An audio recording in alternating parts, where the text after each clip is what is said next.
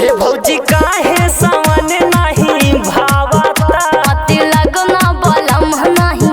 आहवता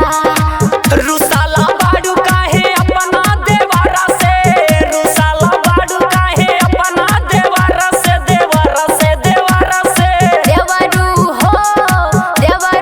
हो पिया अइले ना शहर से देवरू हो पिया अइले ना शहर से देवरू हो पिया अइले ना शहर से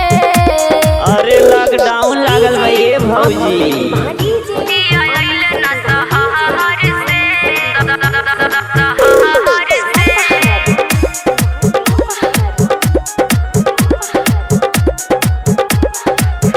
चढ़े भोला के बेल और पतिया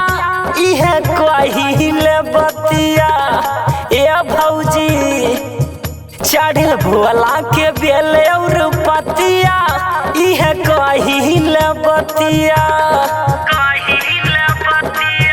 तनी कांवर उठा दिए देवरू अच्छा तनी जलवा भरा दिए देवरू एकता बाड़ी में उठत लहर देव घरवा घुमा दिए देवरू जितना ही कारा भौजी अपना देवर से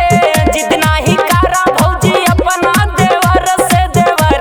देवरू हो पिया अइले ना शहर से देवरू हो पिया अइले ना शहर से देवरू हो पिया अइले ना शहर से पिया अइले ना शहर से पिया अइले ना शहर